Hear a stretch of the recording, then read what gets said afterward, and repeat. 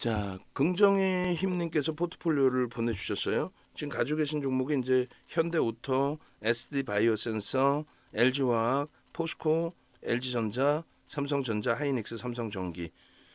그렇게 하시고 이제 현금은 1.9% 가지고 있으시고요. 여기에서 이제 우리가 기준 잡는 쪽이 주력으로 기준 잡는 게 이제 55%까지 IT를 채웁니다. 이 기준에서 삼성전자, 하이닉스 한 묶음, 삼성전기, LG전자 한 묶음 이렇게 진행을 해드렸어요.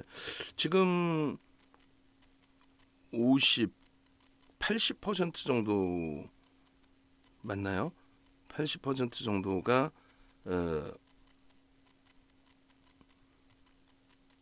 IT 쪽에 집중돼 있으십니다. 그렇게 해서 단가는 굉장히 지금 높으신 상태세요, 그죠?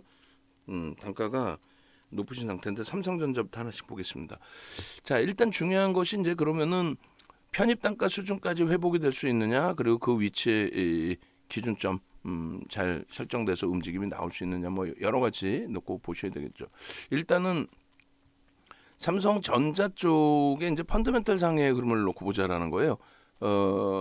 어찌됐든 삼성전자가 우리 이제 뭐 전체 포트폴리오에서 가장 높은 비중군을 차지하고 있는 삼성전자, 하이닉스 두 종목 중에 이제 한 종목을 설정을 하자 해놨고,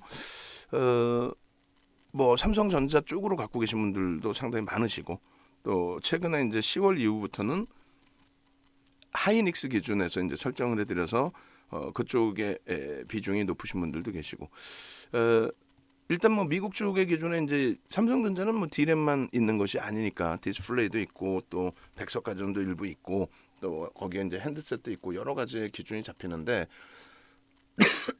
일단 어찌 됐든 현재 기준에서는 뭐 마이크론 테크놀로지사의 기준하고도 같이 묶어서 놓고 보자라고 말씀을 드리는 거예요. 일단 마이크론 테크놀로지사 같은 경우가 이제 뭐 월봉으로 따지게 된다면 고점을 찍고 나서 뭐 이 고점은 꼬리가 길게 달려 있던 기준이다라고 설정을 한다면, 그렇다면은 어찌됐든 실질적인 뭐 고점을 논한다라고 했을 때 그렇다면 요 정도 최소 범위 8만 원대 중반 요 정도까지 돌리고 마이크론 테크놀로지사가 10월 저점까지 내려왔다. 그렇게 해석도 할 수가 있는데, 어쨌든 이제 결론적인 부분은 이 삼성전자의 지금 위치가 펀더멘털적으로 놓고 봤을 때 어느 정도 수준이냐라고 한다면 지금 10.31이란 말이에요. PER이. 그 뭐 PBR 자체는 자산가치 대비해서의 기준인데 저것을 놓고 본다면 자산가치 대비해서는 일단 우리가 이제 어떻게 해석을 할 수 있어요? 자산가치 대비해서는 일단은 성장성을 일부 인정을 받았다. 그러니까 자산가치가 이제 좀 이따 포스코 보겠습니다만 포스코 같은 경우는 1배 미만으로 아직도 이제 형성돼 있을 거예요 아마. 이쪽은 이제 성장성보다는 안정성이 좀 더 있는 쪽이고, 그다음에 기존에 이제 작년에 그 41만 원대까지 그때 41만까지 넘겼을 때가 PR이 10배가 넘는 수준이었단 말이에요. 10배가 넘는.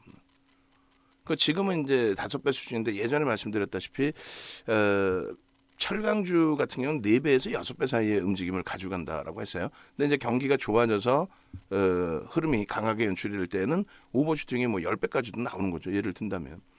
그 이제 삼성전자 같은 경우에도 마찬가지의 해석을 할 수 있는 건데, 일단 그 지금 시장이 긍정적이다. 경기 자체가 세계적으로 경기 자체가 좋다라고 해석을 한다면, 그렇다면은 PER을 놓고 보는 게 맞고 주당 수익 배율을 놓고 보는 게 맞고, 그리고 PBR 같은 경우는 이제 자산 가치 부분, 이 부분은 이제 시장이 좀 조정이 깊어질 때는 지금 청산을 해도 남는 그러니까 안정성을 가지고 갈 수 있는 그런 업체에 좀 피해 있어야겠다. 뭐 여러 가지 이런 해석을 할 수가 있겠죠. 결론적으로 삼성전자 부분에 있어서 PBR의 경우는 지금 시장 상황에서는 높은 게 아니에요. 기술주 기준에. 이것을 이제 성장주로 해석을 하는 부분이 되는 거고, PER 쪽의 10배의 수준은 이거는 성장주로서의 흐름으로 놓고 봤을 땐 프리미엄이 아예 없다. 글로벌 시장에서는 대략적으로 뭐 15배에서 17배.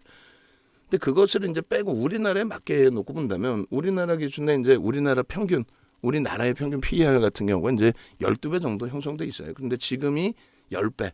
10배이기 때문에 굉장히 조정폭이 심하다. 지수 기준에서 빠질 만큼 밀려 내려왔다. 뭐 이런 식으로 해석을 하는 거거든요. 결론적으로 삼성전자의 기준에서는 12배 정도를 형성한다라고 한다면 그럼 지금 주가 대비해서 20% 그게 이제 8만 원대 중반. 근데 그 정도의 12배 PER 시장 전체가 12배 PER이 형성된다라고 했을 때 그 부분으로 형성된다면 전망치 실적에 대한 전망치나 실질적인 실적이 충분히 개선될 수 있는 위치로 해석을 하는 거죠. 삼성전자이기 때문에 시가총액이 1위고 또 시가총액 비중이 20% 수준이기 때문에 그래서 삼성전자가 할인을 받는 요인도 많이 있어요. 삼성전자 진짜 뭐 시세가 제대로 나오려면 이쪽 자체가 삼성전자 자체가 기업 분할을 해야 되죠. 인적 분할이 됐든 물적 분할이 악재 아니라 그랬어요. 물적 분할을 하더라도 결론적으로 삼성전자가 이제 사업별로 띄어내게 되면은 그러면 메리트가 있는 사업만 들여다볼 수 있거든요. 어찌됐건 지금은 이제 뭉쳐져 있는 기준이 되는데 창사 이래 사상 최대치 실적이 일단은 예상이 돼 있어요. 영업이익 부분이 68조 그리고 이제 70조까지 내년 기준이죠. 올해 기준에 59조도 앞전에 그 실적을 냈었던 그 기준 대비 그럼 어떤 게 더 유리해져 있느냐라고 한다면 2017년도, 2018년도에 자사주익 소각 14%를 단행하죠. 그러니까 자사주익 소각을 한 부분, 그러니까 주당 가치 부분이 완전히 바뀌어져 있다라는 거. 그게 이제 중요한 부분이 되는 거고요. 그리고 또 한 가지의 기준은 화폐 가치의 훼손. 지금 그 시장의 거래 대금이 다소 둔화되긴 했지만 2020년도 그러니까 코로나19 이전의 거래 대금은 그 당시 기준에 좀 시장이 좀 침체돼 있었다라고 할지라도 어찌됐건 5조 미만인 날들도 있었단 말이에요. 4조 6,700억. 2020년 1월 2일 날 유가증권 시장이 그게 이제 작년 1월 11일 날 얼마? 44조 4천억 10배 정도 늘어났어요. 결론적으로 이제 그런 그런 기준으로 설정해서 좀 들여다 놓고 본다면 일단 화폐 가치의 훼손 이런 부분까지 그러니까 좋게 표현하면 유동성의 증가 이런 부분까지. 근데 그 혜택을 삼성전자는 거의 못 받았다. 그러니까 자사주익 소각 14%라는 것이 어마어마한 거고요. 그게 거의 뭐 14%라고 한다면 70조 정도 그 당시 기준에 70조 정도 적게 잡아도 60조. 60조를 그냥 없애버린 거잖아요. 상당한 거죠. 결론적으로 실적 대비 과하다. 기술적으로는 어차피 수급 논리인데 기술적인 부분에 있어서 외국인들이 52%예요. 그리고 대주주가 35% 수준. 그러면 이제 합산해서 86%, 87% 가까이. 그리고 당연히 기관 투자자들이 갖고 있는 비중.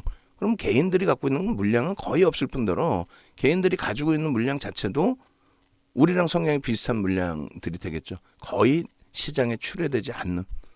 그래서 일단은 어찌됐든 삼성전자의 지금 주가 가치는 굉장히 저평가 상태에 놓여져 있다. 이렇게 해석을 해드립니다. 그래서 비중만 이제 잘 우리가 설정을 해서 가져가시면 되는데 현재로서는 이제 삼성전자가 11%이시고 그리고 하이닉스가 32%이신데 두 종목을 그대로 병행해서 가져가셔도 크게 무리는 없을 것 같고요. 혹은 압축을 하겠다라고 하시면 일단은 성향에 따라서 다르겠지만 그래도 나는 안정적으로 보겠다. 지금 뭐 시장이 추가적으로 어떻게 될지 모른다. 불안하다라고 한다면은 이제 삼성전자 쪽에 보수적인 기준, 그다음에 조금 공격적이시다라고 한다면 이제 하이닉스의 기준. 그렇게 설정을 합니다. 그럼 지금 기준에서는 어떻게 하는 게 낫겠냐면 움직이시기보다는 멈춰 계세요. 멈춰 계셨다가 예를 들면 굳이 둘 다 손실을 보고 나올 필요는 없기 때문에 뭐 하이닉스가 11만 7,700원이고 삼성전자가 7만 6,300원이시란 말이에요. 그렇게 돼서 만약에 삼성전자가 더 빨리 움직이든 더 늦게 움직이든 플러스가 났을 때 그때 이제 비중을 IT를 유지하면서 가지고 갈 건가, 그렇게 해서 하이닉스를 압축을 할 건가, 혹은 뭐 하이닉스를 삼성전자로 압축할 건가는 그때 그 시점에서 설정하는 걸로. 그리고 이제 지금 대비해서 또 말도 안 되게 과도하게 미끄러지면 그때 이제 또 그 부분을 고민하는 걸로. 말도 안 되는 과도하게 밀리게 됐을 때 그 정도 수준으로 해석을 하겠습니다. 그리고 하이닉스도 이제 같이 보셔야 되는데 하이닉스 같은 경우도 지금 6.52배예요. PER이 12개월치로 전망을 잡을 때 물론 이 PER이라는 거는 현재 우크라이나 사태 자체가 뭐 이 정도 수준이면 된다. 더 이상 시장에 영향을 미칠 가능성은 제한적이다. 그런 해석이 깔려 있는 거죠. 만약에 우크라이나 관련된 또 러시아 관련된 또 흉흉한 얘기까지 있잖아요. 뭐 핵을 쓴다 뭐 어쩌고저쩌고 그 부분이 진짜 글로벌 시장을 무너뜨리고 그리고 그 부분이 뭐 예를 들어서 스태플레이션으로 연동이 되어 버린다면 그렇다면 하이닉스의 실적 전망치도 경기가 둔화된다는데 어떻게 전망치가 계속 상향이 돼요. 하향이 되겠죠. 그러면 그때 돼서 저평가냐 뭐 그 논란을 다시 잡아야 되겠죠. 실적이 둔화되면은 이 PER이 낮아지는 게 아니라 높아지겠죠. 실적 전망치가 뭐 예를 들면은 지금 12조 3천억까지 올라가 있단 말이에요. 전망치가 기존의 그 전망치가 10월 달 같은 경우는 순이익이 9조 6천억이고 22년도는 다소 불확실성이 있다 이렇게 해석을 했단 말이에요. 그리고 이제 11조 8천억의 기준으로도 설정이 돼 있었고 결론적으로는 현재 기준에서 놓고 보실 때 하이닉스의 실적이 조금 전에 해석대로 이제 우크라이나 사태가 뭔가 문제가 된다라고 한다면 순이익이 11조 예를 들어서 11조 8천억일 때 5천억 지금 올라왔어요. 아주 크게 올라온 것도 아니야. 얼마 전에 이제 11조 8천억에서 금방 올라온 거고 작년 10월 같은 경우는 뭐 11조 8천억 수준도 되지도 않았고요. 그러니까 어찌됐건 간에 지금 기준이 10조로 세계 경기가 둔화되고 진짜 스태플레이션 우려감이 있다. 그렇게 해서 10조로 순이익 전망치가 낮아져요. 예를 든다면 그럼 PER이 8배예요. 8조로 낮아져서 순이익이 8조. 뭐 2020년도에는 4조 7천억까지도 낮아졌으니까 2조까지도 낮아졌었으니까 그렇게 실적 전망치가 훅 하고 내려간다. 이거는 끝났다. 러시아 때문에 이건 전 세계가 난리가 났다. 그렇게 되면 어떻게 됐어요? 러시아 때문에 전 세계가 난리. 그러면 그때 이제 실적 전망치가 뭐 6조 이렇게 나오겠죠. 예를 들어서. 그럼 6조야. 그럼 지금 80조예요. 그럼 얼마예요? 13배, 14배에서 움직이는 거예요. 효과가. 그럼 14배에서 움직이기 때문에 PER이 높다. 자산가치 대비해서도 높고 실적 전망치 대비해서도 주가가 높다. 그러면 이제 그때부터 하향이 되겠죠. 근데 지금은요. 지금은 가장 최근까지 전망치 나온 부분에 있어서는 아직까지는 이것을 유지하겠다라는 거잖아요. 불안하다. 그럼 얘가 그 정도인데 실적이 이 정도로 전망이 되고 실적이 나온 애가 그 정도로 불안한데 나머지는요. 그러니까 말 그대로 우크라이나 사태 때문에 뭔가 스태플레이션이 오고 다 무너진다면은 전체 종목을 싹 다 팔고 쉬는 게 옳다라는 거고 그렇지 않다. 그렇지 않다. 과도하다. 여기서는 뭐 돌릴 가능성이 높다. 이렇게 계산이 된다라고 한다면 그렇다면은 당연히 실적이 뒷받침되고 수급이 형성돼 있는 쪽을 들여다보는 게 맞죠. 6.52배라는 건 말이 안 되잖아요. 그래서 결론적으로 하이닉스 기준에서도 지금 사실상 저 실적 전망치로 기준을 잡으면 내년 기준까지는 이제 15조 정도까지 본단 말이에요. 그럼 PER 10배만 잡아도 150조입니다. 150조면은 7억 2,800만 주짜리니까 20만 원을 넘겨도 이상할 건 없다라는 거예요. 사실상. 물론 이제 또 내년이 정점이고 그다음 꺾인다 이러면은 또 모르겠지만. 그래서 결론적으로 하이닉스도 지금 굉장한 저평가다. 근데 이제 삼성전자처럼 회사 자체가 좋게 표현하면 긍정적으로 표현한다면 포트폴리오가 구성이 잘 돼 있는 거고 나쁘게 표현한다면은 대주주만 살찌우는 거죠. 그잖아요. 대주주만 살찌우는 거고 뭐 일반 투자자분들 입장에서는 삼성전자 같은 경우에 디스플레이가 적자고 어려운데 그것에 매달려 있을 필요가 뭐 있냐는 거예요. 반도체에서 벌어서 디스플레이를 메꿔주는 형국. 그런 식의 기준. 그래서 결론적으로 일단은 어찌됐건 그 현재 기준에서 들여다놓고 보실 때 하이닉스 기준은 저평가 상태의 기준으로 해석을 해서 들여다본다. 그래서 그 기준을 설정해서 하나하나 대처해 나가면 된다라고 말씀을 드립니다. 자, 일단 그래서 하이닉스 기준은 제가 이제 좀 설명드리다가 약간 두서에 안 맞게 말씀드리는 거는 시장을 전체적으로 같이 또 들여다보고 있기 때문에 그 부분 때문에 이제 장중에는 좀 횡설수설하는 경우가 있습니다. 그 부분 좀 양해해 주시고. 그래서 하이닉스 기준의 비중이 32.59%이시고 11만 7,700원이시기 때문에 현재로서는 그나마 좀 방어력을 가져갈 수 있는 기준 아직까지는 유지하시면서 대처하시기에 그렇게 크게 버겁지 않으신 수준이라서 비중 유지 그대로 전 말씀을 드리고요. 그리고 그다음 비중이 높은 게 이제 삼성전기하고 LG전자를 우리가 한 묶음으로 보는데 어제 삼성전기가 52주 저가를 깨고 내려갔어요. 매수 단가가 17만 9,700원, 그러니까 18만 원 수준이시고 지금 기준에 이제 15만 원대, 그러니까 거의 뭐 20% 가까이, 20% 가까이 좀 손실이 나 있으신 상태인데 여기도 똑같습니다. 삼성전기의 이제 실적 범위죠. PBR은 뭐 1.5배에서 1.7배, 뭐 하이닉스, 삼성전자 다 그 정도로 형성이 돼 있는 거고 PER이 어제 무너져 내리면서 9배로 내려왔어요. 10배가 아닌. 여기도 이제 그렇게 해서 12배 정도. 원래는 시가총액이 뭐 10조면 남들이 들을 때는 굉장히 큰 종목이고 우리가 주력주 기준에서 놓고 볼 때는 좀 제한적인 종목의 기준이 되는데 어찌됐든 삼성전기의 이제 PER 자체가 12배 수준으로 형성이 된다라고 한다면 그렇다면 12배 수준을 감안했을 때 지금 주가 대비해서 단순합니다. 20% 정도. 그게 이제 시장 등락률 수준. 그러니까 뭐 실적도 없고 아무것도 없고 밋밋한 상태에서 그 상태에서 뭐 들여다볼 때 얘가 시장이 12배니까 얘도 12배 정도는 형성돼야 돼. 이 정도 수준이 되는 거고 실질적으로 이제 실적 개선폭이나 성장성이 굉장히 계속 부각이 되죠. 근데 시장이 흉흉하고 IT가 조정을 받고 이렇게 있다 보니까 결론적으로는 그 부분에 대해서 긍정도 부정도 아닌 시장 관심이 조금 이제 훼손돼 있는 그런 흐름으로 연출돼 있단 말이에요. 그래서 일단은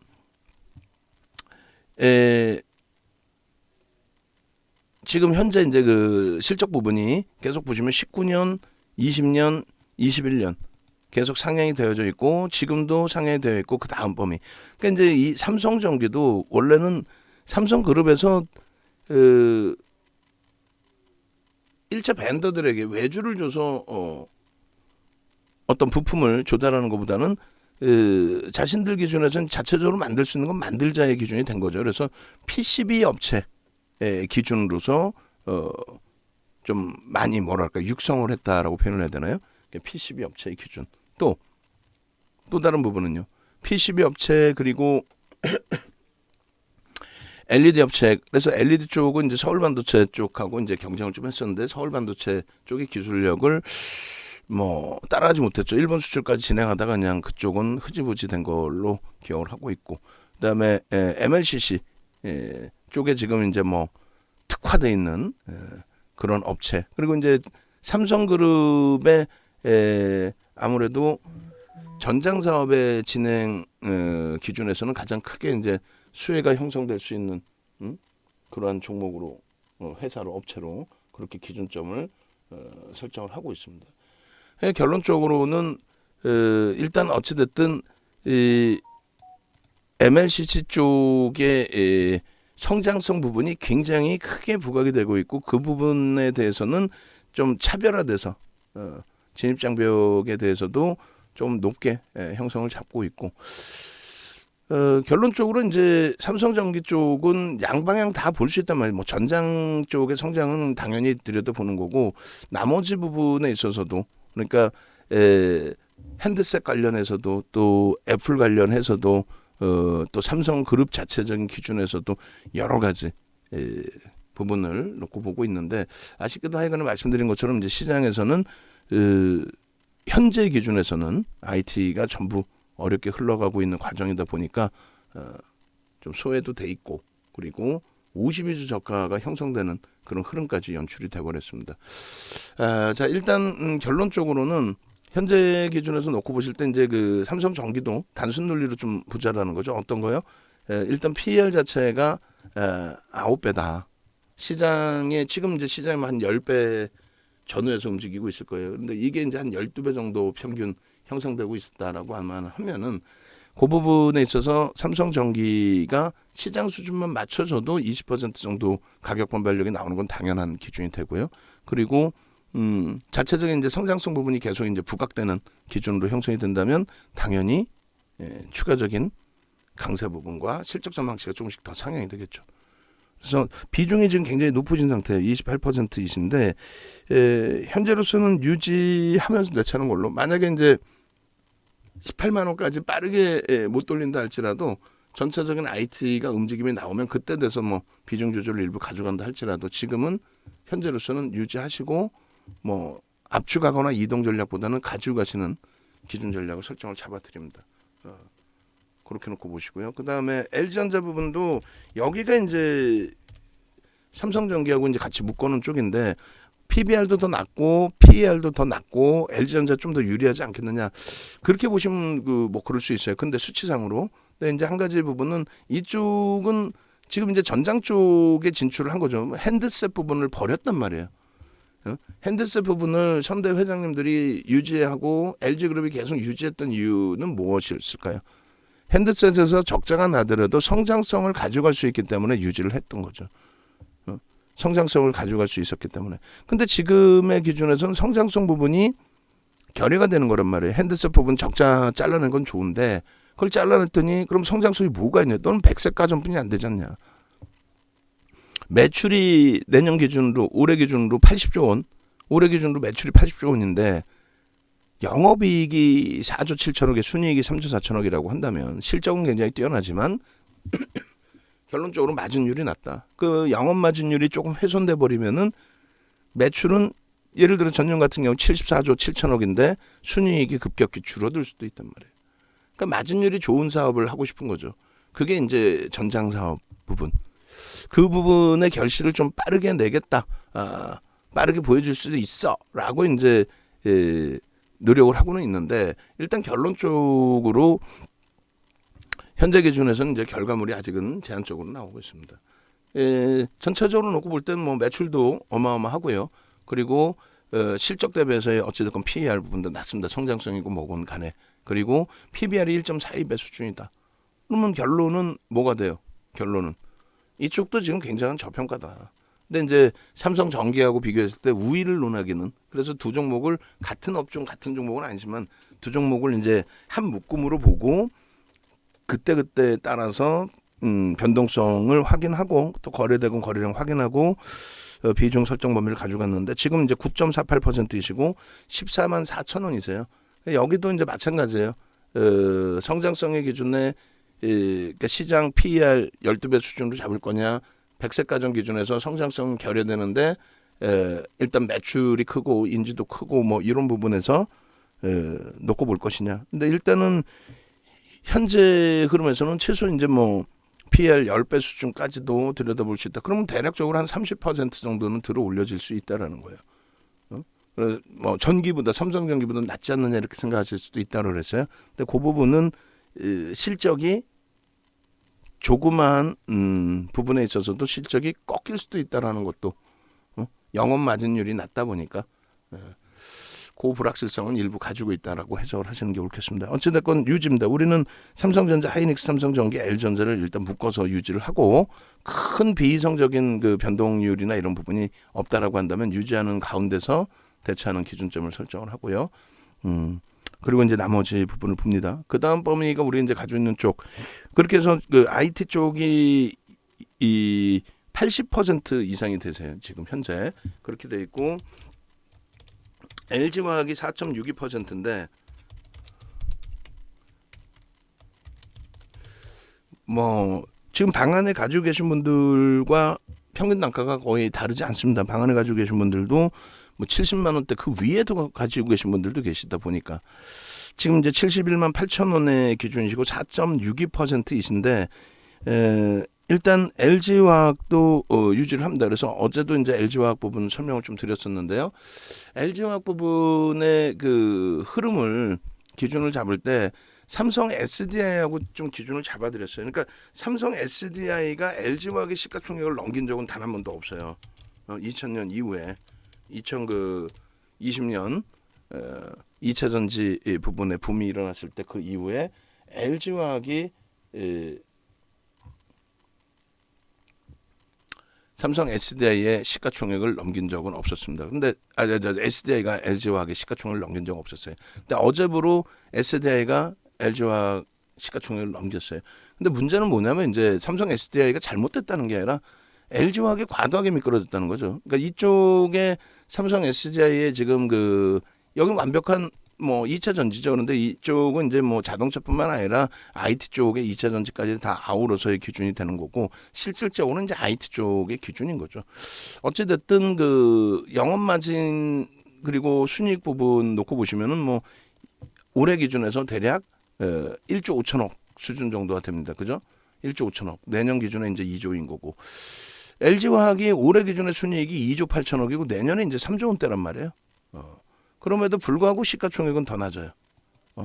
거기에 2차 전지 사업 부분으로 이야기를 해도 일단 LG화학이 세계 2위의 지위를 가지고 있는 그런 위치인데, 실적 자체에서도 순수한 실적 자체에서 차이가 난단 말이죠. 결론적으로는 LG화학의 경우에 지금 PER이 13배고 1.65배고 굉장히 높게 형성되어 있는 거 아니냐라고 생각하실 수 있는데, 다시 한번 계산을 해드립니다. 오늘도 여전히 어렵고, 다시 계산을 한다는 게 뭐냐면 2조 8천억의 순이익 곱하기 화학업종의 기준에 이제 롯데케미칼 같은 경우를 어제 비교를 해드렸는데, 예를 들어서 롯데케미칼이 7.86배란 말이에요. 그러면 이제 그거 계산해 주면 되죠. 7.86배 2조 8천억 곱하기. 그럼 대략적으로 순이익 2조 8천억 7.86 해주면은 22조 정도 될 거예요. 시가총액이 22조 정도. 자체적인 실적 기준으로만 놓고 따졌을 때에도 12배도 아니에요. PER을 7.8배만 잡아도 22조입니다. 말도 안 되는 거죠. 그리고 추가적으로 이제 LG에너지솔루션의 지금 시가총액도 아니고 신규 상장주들 카카오페이, 카카오뱅크, 크래프톤 이런 종목군들이 고점 대비 반토막 났다고 치고, 그럼 반토막이 난다라고 가정을 하고 최악의 경우를 따지는 거예요. 최악의 경우. 그럼 반토막이 났다라고 친다면 대략 70조가 돼요. 70조 원 곱하기 81.8% 곱하기 할인율 50%, 시장에서 할인율 50%로 보자고 하니까, 그럼 그 기준을 놓고 잡을 때에 얼마 28조의 시가총액이어야 된다는 거죠. 28조 6천억인데 그럼 합산해 주면은 얼마 돼요? 50조 정도 형성이 돼 있어야 돼. 시가총액이 50조 원. 그러면 이거면은 70만 원이에요. 50조 원 나누기 주식수가 7천만 주니까. 그게 최악으로 잡았을 때 기준이고, 예를 들어서 지금 85조 2천억 곱하기 81.8% 곱하기 50% 해주면은 35조 정도. 그럼 57조. 그럼 80만 원이에요.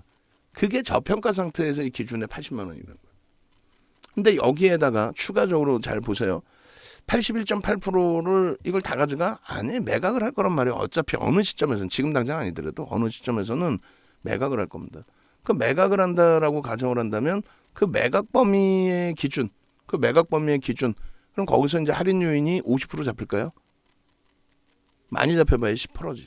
10%. 결론적으로 지금 LG에너지솔루션을 가지고 있는 LG화학의 주가가 굉장히 크게 미끄러져 있는데, 아까 말씀드린 것처럼 왜 밀려 내려오냐, 이렇게까지는 아닌 거 아니냐 했을 때 기계적인 로스컵 범위를 넘어섰기 때문에 단기적으로 너무 미끄러져서, 그러면 이제 재편 작업이죠. 이제 정리하고 새로 편입하고.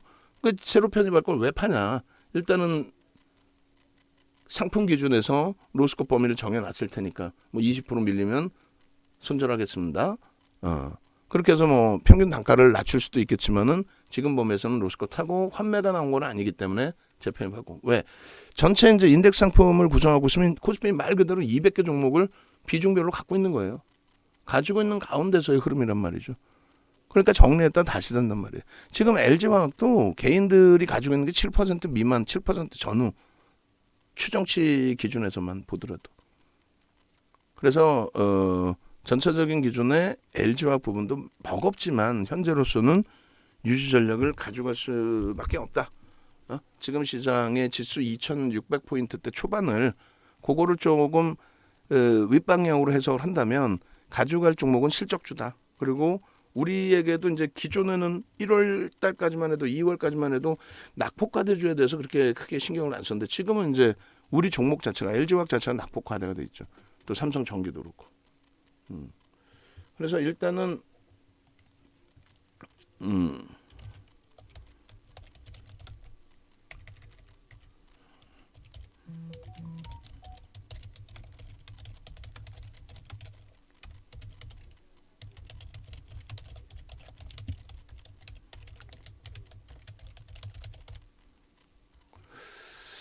그렇게 됐죠. 하시고 나머지 이제 현대오토 그다음에 SD바이오센서, 포스코 이렇게 있는데 일단 보겠습니다. 현대오토 부분, 현대오토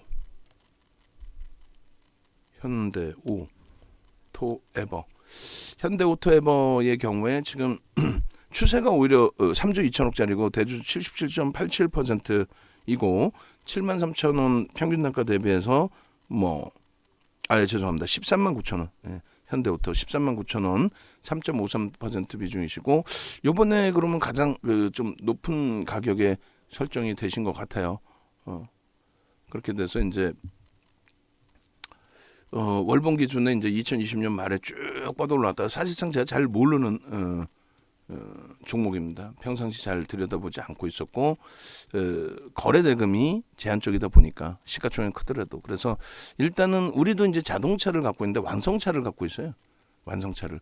그래서 이쪽에 수급 논리죠. 아무래도 성장성이 부각이 되고 수급 논리의 기준. 그래서 PBR이나 이제 PER은 높은데도 불구하고 성장성이 뛰어나다라는 쪽으로 이제 해석을 하고 있겠죠. 그래서 지금 현재 기준에 이제 현대차 쪽에서 다 가지고 있고 그리고 이제 어찌 보면 정확히 사실 이 업체에 대해서 정확한 기준을 설정해서 놓고 보고 있지는 않습니다만 이쪽에 이제 현대차 그룹 관련된 업무를 거의 다 도맡아서 하겠죠.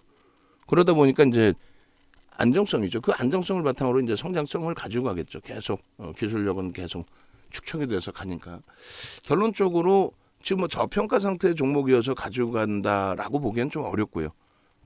말 그대로 이제 추세 논리의 기준이 돼야 되는데 추세를 따지기에도 거래량 거래 대금이 제한적이고요.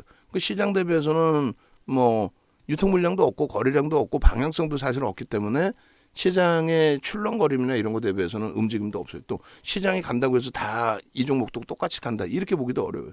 그냥 이럴 때 그냥 한번 어찌 보면 비이성적으로 들어 올려졌다가 매물 자체도 나오지 않으니까 이렇게 형성되는 결론은 현대오토에버는 언제든지 현금화 하실 수 있다. 지금 이제 주가는 편입 단가 대비 주가 밀려져 있지만 여타 종목군들이 안 그런 종목이 없잖아요. 다 밀려 있잖아요. 그러니까 이쪽에 대해서는 거래량을 감안했을 때는 아마 단기 매매를 하시려고 들어간 종목 같지는 않은데 결과적으로 보면은 주가가 고점을 찍을 때 기준에서 편입이 되신 것 같아요. 그러다 보니까 좀 추세 강화를 기대하고 들어가셨던 거라서 그러면 지금 기준에서는 이제 우리가 들여다보는 쪽에 거래가 터져서 변동성 매매를 할 거냐 두산중공업 HMM 혹은 수급이나 이런 부분 또 추이 부분이 긍정적이어서 들어갈 거냐 삼성 엔지니어링 SM 하이브 이런 쪽의 기준 그리고 저쪽에 이제 주력주하고 맞물려서 있는 이제 IT가 80% 비중이시니까 그쪽은 이제 배제를 해놓고 그렇게 해서 자동차 완성차의 기준을 잡으시든 그러니까 현대차 기아 쪽에 단문 문자가 나가면 단문 문자 나가는 경우가 발생이 되면 그러니까 거래가 수반되거나 가격적으로 월등하게 부각이 될 때 그때 단문 문자 나가면 그때 완성차의 기준을 설정하실 수 있고 변동성의 매매를 기준을 잡으신다면 거래가 터져 있는 두산중공업 HMM 그 기준 지금의 기준이에요. 이건 또 언제 바뀔지도 모르죠. 그래서 그쪽에 이제 단문 문자 나가면 그 기준 그리고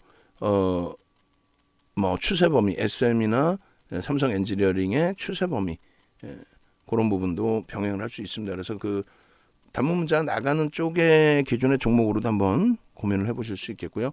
그다음에 SD 바이오 센서 같은 경우 우리도 이제 들어갔다가 일부의 수익을 내기도 하고 그다음에 손절을 단행하기도 하고 그렇게 해서 지금은 이제 안 들여다보고 있는데 시가총액이 8조까지 올라왔어요. 그죠? 순식간에 푹 치고 올라가서 시가총액이 8조까지 올라갔다가 그 고점에서부터 깨져 내려온 겁니다. 그러니까 8만 원까지 올라왔을 때 8조가 된 거고 그러고 나서는 뭐 주구장창 미끄러져 내려왔어요. 7만 원대 가지고 계신 종목인데 어느 시점 언제 어느 때 어떻게 변동이 나올지 사실상 가늠할 수가 없어요. 실적이 그나마 수급이 일부 있는 쪽임에도 불구하고 실적이 진단키트주 기준에서는 이제 실적이 그나마도 있는데 PBR 보시면 굉장히 높죠. 자산가치 대비. 그러니까 이런 경우는 어떤 해석이냐면 진단키트가 이제 더 이상 뭐 지금 현재로서는 뭐 코로나19 때문에 계속 팔리고 있는데 계속해서 더 팔릴 거냐 이거야. 계속해서. 어느 한 시점에는 이제 정점에 달하지 않겠느냐의 기준이에요. 그리고 진입 장벽이 그렇게까지 높다라고 보지는 않죠. 그러다 보니까 실적의 정점이 달해질 거다. 주가는 올라왔지만 일단은 지금 뭐 PBR이 6배 수준이라고 한다면 6배를 넘죠. 그럼 지금 실질적으로 주당 한 8,000원 하고 있는 것이 주당 한 8,000원, 9,000원? 9,000원 하고 있는 종목, 8, 9,000원 하고 있는 종목. 주당 자산 가치가 그 종목이 56,700원에 거래가 되고 있다. 실적이 계속 이게 유지가 돼서 자산 가치가 계속 뭐 높아지면 유보금도 증가하고 그래서 높아지면 모를까 제한적이다. 그래서 요 그 S바이오센스는 펀더멘털적으로 지금 접근 범위를 가져갈 수는 없습니다. 결론적으로 말도 안 되는 얘기지만 이제 이 종목군을 설정해서 보신다면은 그렇다면은 대체적인 부분이 대체할 수 있는 종목이 두산중공업, HMM 지금으로서의 변동성의 기준 오늘 지금 당장 들어가자라는 얘기가 아니라 들어갈 수 있는 신호가 나온다면 두산중공업도 재차 시초가 위쪽에서 강세를 띄워줄 때 수급이 더 개선된다면 거래량은 나쁘지 않아요 아직까지는. 그리고 뭐 예를 들어서 말도 안 되지만은 똑같은 종목의 박셀바이오 예를 들어 이쪽 전혀 다르죠. 그런데 이제 진단키트 또 바이오 이런 쪽에 이제 변동성을 놓고 보신 거라면은 이런 쪽도 들여다볼 수는 있어요. 그런데 감당이 되냐 이거죠.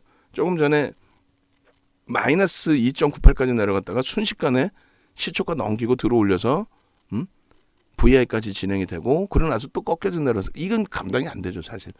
교육용으로는 가지고 나가서 박셀바이오 최근에 맨날 말씀드렸죠. 어제 장학형이 떴습니다. 거래량 기준 400만 주 보시라고 그랬죠. 시가 대비해서 미끄러졌다가 시가를 돌릴 때 혹은 시가 그 저가에서부터 돌려서 보합이 될 때 그때 왜 못 따라갔습니까? 아니 못 따라가지. 다른 거 쳐다보고 있는데 얘만 보고 있나? 실질적으로 얘가 주력도 아니고. 그러니까 이런 쪽으로는 가능한데 실질적으로는 좀 부담 요인이 있어요. 그래서 결론적으로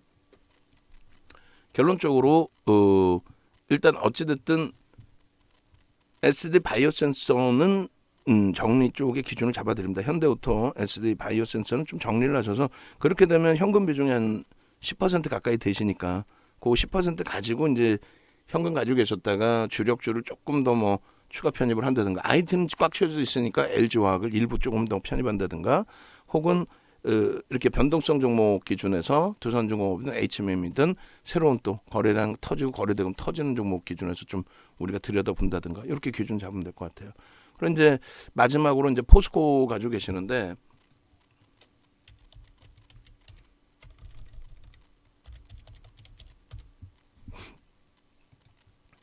마지막으로 이제 포스코 가지고 계시는데 포스코 기준도 마찬가지의 기준이 된다라는 거죠. 포스코 기준도 지금 이제 저평가 상태이고 PBR이 0.47이에요. 근데 한국전력의 PBR이 0.2배 수준이거든요. 그러면 예를 들어서 포스코가 0.2배 내려와도 이상할 건 없는 거예요. 뭐 이상하죠. 엄청난 저평가니까. 그렇지만은 내려올 수도 있다라는 거죠. 그러니까 주가가 무조건 이 수치에 딱 맞춰져 있는 게 아니라서. 그래서 0.47배가 저평가이긴 한데 이걸 가지고 뭐 무조건적인 지표로 설정할 수는 없다. 평균 그 PBR이 포스코가 0.3배에서 0.5배 정도 이렇게 움직여 있었단 말이에요. 어찌됐든 주가가 올라가도 이제 PBR은 급격히 올라가지는 않습니다. 자산 가치이기 때문에. 그리고 이제 포스코의 PER이 4.9배인데 실적은 뭐 잘 나와요.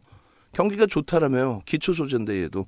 그래서 건설 쪽이라든가 또 자동차 그리고 조선 또 IT까지도 철강이 들어갑니다. 그래서 이제 그런 맥락에서 놓고 볼 때 가장 기초적인 부분이 되는데 아시다시피 포스코가 이제 뭐 후판 가격을 올리면 가격 경쟁력이 어떻게 돼요? 안 나오죠. 그러다 보니까 정부 관계자와 함께 전부 다가 모여서 가격을 조절을 해요. 그러다 보니까 서로의 국가별로 이제 제소가 들어가는 거죠. 야, 왜 보조금을 줘? 이건 불법 아니냐?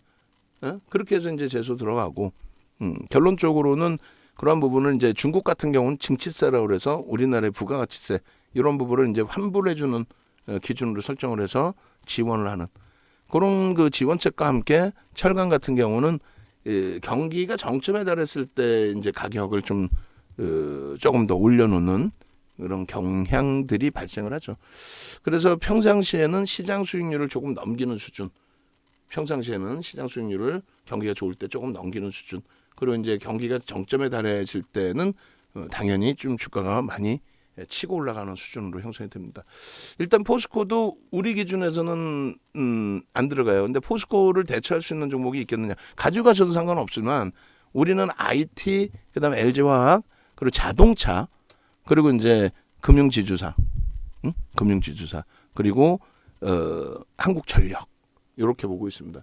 금융지주사와 한국전력을 최근에 매수세를 냈지만 뭐 현금 여력이 없잖아요. IT에 거의 집중돼 있고 또 LG화학에 굉장히 손실폭이 크고 그래서 움직이지 못하고 있어요. 그런데 일단은 포스코도 당연히 훌륭하고 좋은 종목인데요. 방안에서는 이쪽의 기준을 잡고 있다. 그렇게 이제 설정을 해서 말씀을 드립니다. 네. 자, 그렇게 해서 놓고 보시면 무난하겠습니다.